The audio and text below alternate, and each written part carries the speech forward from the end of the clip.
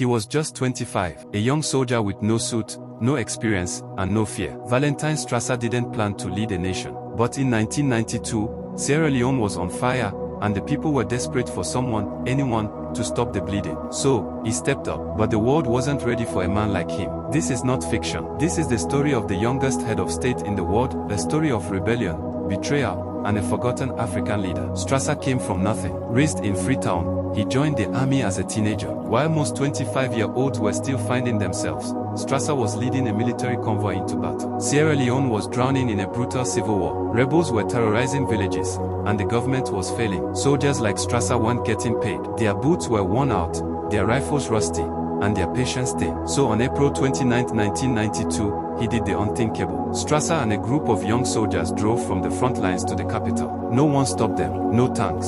No resistance. The president fled. And just like that, the country belonged to them. Strasser became head of state at 25, the youngest in the world. The streets cheered. People called him a hero. He promised to fight corruption, restore peace, and end the war. For a moment, hope returned to Sierra Leone, but the reality of power hit hard. International leaders didn't trust him. African presidents saw him as a child with a gun. Western powers refused to support him. The war dragged on. The economy crumbled. Inside his government, his own allies began plotting. And just 3 years later, he was betrayed. In 1996, Valentine Strasser was ousted in a bloodless coup by his own deputy. The same young men who followed him to power had now turned their backs. He left the presidential palace with nothing. No pension, no protection, no legacy. Years later, photos surfaced of Strasser living in poverty. His leg amputated, his body aged before its time. A former president, now forgotten. But here's the truth they don't want to say: Strasser didn't fail because he was young. He failed because Africa's systems were already broken. Because international support was never designed to uplift leaders who didn't play by their rules. Because some revolutions are never allowed to win. Valentine Strasser is more than a cautionary tale. He is proof that power can be stolen,